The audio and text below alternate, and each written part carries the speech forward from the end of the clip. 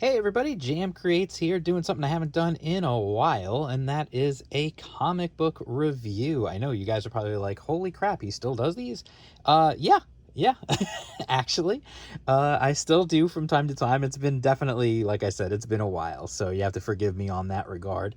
I've been busy with a lot of other stuff, including right here on this channel. If you haven't already checked it out, every Tuesday night at 7 o'clock Eastern, I do a show called The Best Ever with a panel of people, and we have a good time. We pick a topic and we talk about stuff, usually something fairly nostalgic. So if you're ever just looking for something fun and silly to listen to have a good time, reminisce about some cool stuff, maybe learn about some stuff you didn't know about from back in the day or whatever, and get some good movie recommendations, comic recommendations, and other good stuff, definitely want to check out The Best Ever, like I said, right here on this channel every Tuesday at 7 p.m. So welcome if you're new to the channel.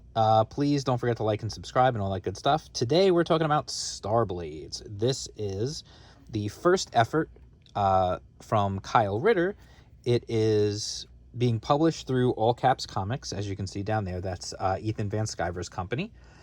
So to get into this first, this was a crowd-funded book. So for any of you out there, you know I do a lot of crowdfunding. I back a lot of crowdfunding campaigns, and I like to review a lot of the crowdfunded books.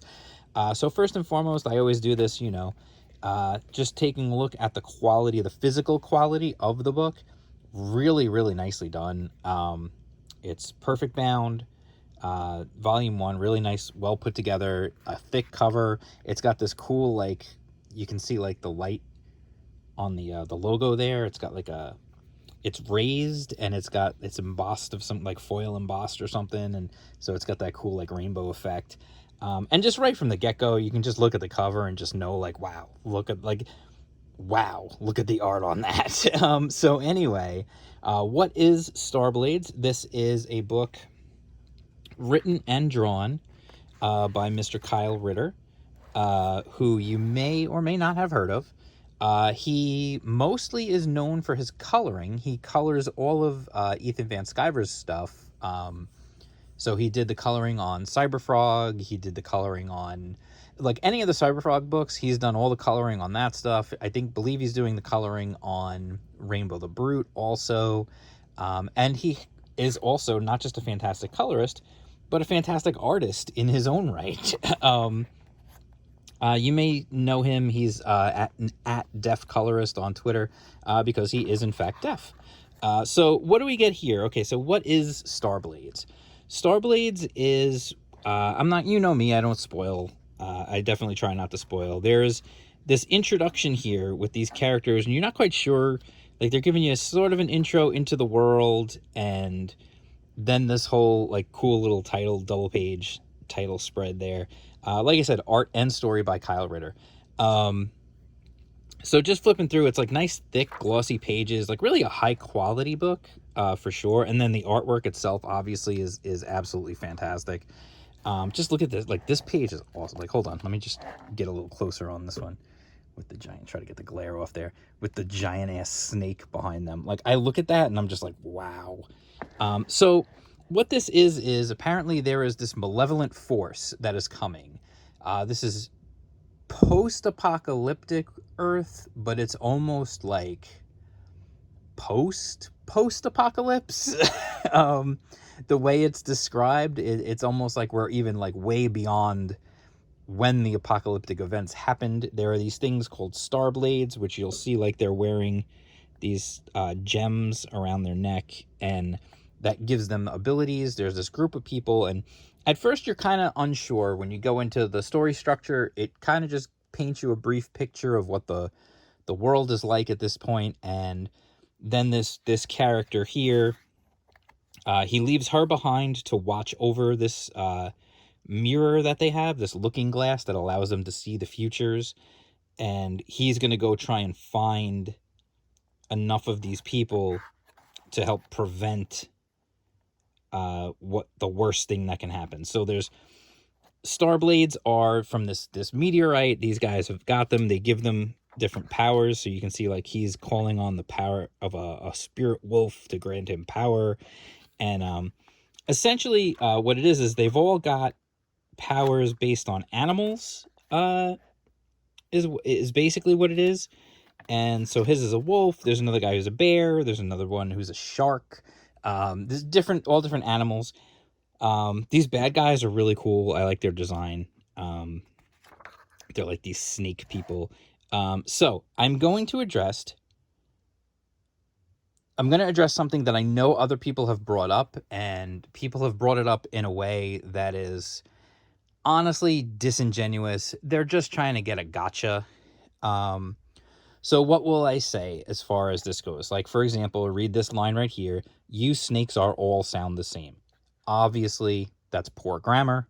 That should have been fixed. That should have been addressed before the book went to print. Absolutely. There's a couple of instances of bad grammar in the book. This is not the only book that I've ever seen with poor grammar and with grammar mistakes in it. I've seen a lot of books with grammar mistakes or misprintings and misspellings and all kinds of other stuff like that. Here is my thought on this kind of stuff. Yes, it should be caught before it goes to print. No, it should not wind up in the final product. If at all it can be helped. Yes, it does happen. It happens in a lot of different places. And yes, I am still able to fully understand what the characters are saying when there happens to be a problem with grammar or spelling or something like that. You still understand what it means. I'm not a moron. I can use context clues and I can use the rest of the sentence to figure out the meaning. The same way when I was a little kid and I would read comics and they would use a word that maybe I didn't know or hadn't heard before, I could use the context clues to understand what the word means. Here's my problem. Everybody wants to get everybody else. And so this is a little bit of a sidetrack from the review, but it is pertinent because it is something I've seen brought up. Mistakes are going to happen from time to time. It is what it is. You have to do, as a creator, everything within your power to stop that from happening. I, in fact, read a book from someone else. I'm not going to say what book it is because they were nice enough to let me read it early. And I pointed out to them there was an instance where the same line of dialogue was printed twice in a word balloon. And I shot the guy an email real quick and I told him, I don't know if you've already gone to print yet, but you sent me this PDF and I noticed this mistake. And he was like, oh my gosh, thank you so much. Got it fixed and it didn't appear in the printed version. This is where a proofreader or just somebody like myself I was given the opportunity because he wanted me to review the book eventually.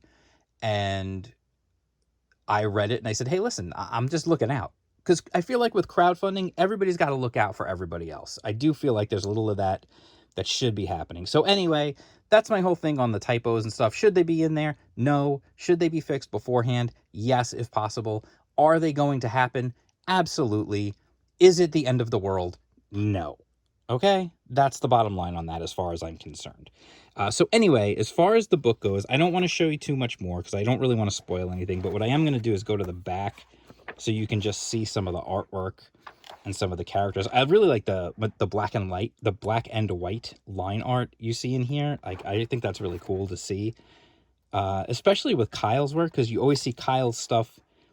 It's always so much about the colors. It's cool to get like black and white non-color stuff like that. That is pretty cool. It's unusual. The bad guy designs, the character designs in this book are absolutely fantastic. Like, here's all the characters. The designs are super freaking cool. This is all clipped images from his trailer that he had for his campaign. What I was trying to look for, yeah, right here. Like, so you can see, like, he's the wolf, she's the tiger. We've got the eagle, the dragon. Like, they all have different animal-based. The shark, the bear, and then you've got the bad guys here. How freaking sick are these bad guy designs? Like, this guy is, I really can't wait to see more of him. But these bad guy designs are super freaking cool. So this is what I'm going to get to with this book. I want to wrap things up. The book itself, the storyline is a little, at first, it's a little hard to follow, only because you're dropped into this world and it's not holding your hand. You're not given a complete 100% tour of the world of everything that's happened in the entire history and all that kind of stuff. And I kind of appreciate that. I like to learn about a world as I'm going. I don't want to be bored reading like 4 paragraphs of text explaining what the world is. So I definitely actually appreciate that. Let me show you the back cover too. The back cover is cool. So I definitely appreciate that. I do think as the story goes on, it gets more and more, you get more and more understanding. You start to learn the stakes. You start to see who the good guys and the bad guys are. You can tell there's more to the relationships between the characters than you might initially think. And then as you see the bad guys, you see what's happening. It starts to build, and then it comes to an end, and it is to be continued. This is volume 1. I am absolutely looking forward to volume 2 for sure, to see what happens next. I want to see these battles between these characters because I'm really thinking that those are going to be friggin' breathtaking, especially given the quality of the artwork throughout this book. The other thing I will say that I kept thinking the entire time I was reading this story was, it reminded me so much of Masters of the Universe or Thundercats or Silverhawks or something along those lines, where this absolutely should be a toy line. Like, this should be a comic book. There should be a Starblades cartoon. There should be action figures. Kids should be playing with these. There should be video games. It is just 150% built for that. It just feels so built for that type of the kind of thing we had as kids, with these cool character designs, cool gimmicks for the characters, and they would make awesome action figures, and you want the toys, and you want the play sets, and you want to play the video games, and you want to watch the cartoon and all that. It just feels like that. Starblades, and even the name Starblades, it just sounds like a cartoon from the 80s or something. Like, it just does. And just really a cool job. And like I said, the book itself, the artwork is next level. Anybody who wants to tell you that a crowdfunded book can't look as good as a mainstream book is out of their damn minds. You show them this book and that will just shut them up, unless they're just completely being disingenuous. The artwork in this is absolutely head and shoulders above most anything else that's out there, quite frankly. The story, like I said, it's a little convoluted at first, but I'm all right with that. I don't mind being confused at the beginning of a story when you're learning about a new world, because I expect, and I always trust, there's a level of trust that goes into reading or watching a movie or anything like that, that you trust that the creator is going to eventually fill you in on everything, and you'll figure it out. And the story does that. As the story goes through, you start to understand more, and stuff starts to make more sense, and you start to get into it, and you really start to understand. And so I absolutely would wholeheartedly recommend this. I think you can get them on Ethan's eBay shop, I believe. Or maybe not yet. I know once they're finished sending out all the books to all the backers, then you'll be able to get the leftovers on the All Caps Comics or Ethan. I don't know what his eBay store is actually called. You'd have to check that out. If I get the chance, maybe I'll even put a link to it down below. But like I said, I wholeheartedly recommend it. It's a cool ass book with sick character designs, amazing artwork, and of course the colors are just next level because it's Kyle Ritter, and that's what he does. The surprise when he first put this stuff out there to people and you saw he could actually draw just as well as he could color was really freaking cool. So anyway, definitely wholeheartedly recommend it. I'm glad that it's being fulfilled through All Caps, simply because the book was late. I will say that. It was taking a while. And then Ethan came along and said, you know what? We're going to do this. He worked it out with Kyle. He said, we're going to put this out through All Caps. And then boom, like once that announcement was made, this book was being sent out like a week later or 2 weeks later or whatever it was. It was really quick. It was a fast turnaround at that point, which is nice. That's what happens when you have someone who's been through it and knows what they're doing and keeps getting fulfilling things. So anyway, that's it for this. Don't forget to tune in Tuesday, 7 p.m. Eastern, the best ever, every Tuesday at 7 p.m. Also, be sure to keep an eye out for when I'm going to do another Shill and Chill. I'm not sure who will be the guest on that next. I'm working on another new show that doesn't have a set time yet. Well, I mean, Shill and Chill doesn't have a set time yet either, but I try to figure out times for these things if I can. So just to keep you up to date on what's coming up on the channel. I'm going to have a more drawing-focused show coming up soon. I'm lining up guests for that as we speak. Well, not as we speak, because I'm filming the video as we speak, but you know what I mean. I'm lining up guests for that. We're trying to get that sucker underway, hopefully this week. I'd like to get it started as soon as I possibly can. And then just keep an eye out. Like I said, follow me on Twitter at jam_creates. You can follow me on TikTok at jam_creates. You can follow me on Instagram at jam_creates. Basically, any social media platform that's out there. If I'm on it as jam_creates because I wanted to keep them all the same. So anyway, that's it. I will talk to you guys again soon. Thanks for coming by. Don't forget to hit the thumbs up and subscribe if you're not already subscribed. And if you are subscribed, thank you so much. We're at like 428 now. Super excited about that. We're creeping towards that 430. Hopefully we'll eventually get to 500 and keep on growing and growing and growing. It is my intention to keep doing more live streams and also to get back in the habit of doing some more recorded videos. So I definitely want you to check that out. I've also got some other stuff in the works. I've got a lot of irons in the fire right now, including my Subscribe Star. The link will be in the description down below. Check out my Subscribe Star. I would hope that you would sign up because I am going to be giving away a free webcomic on there soon. I'm working on it, so definitely want to check that out.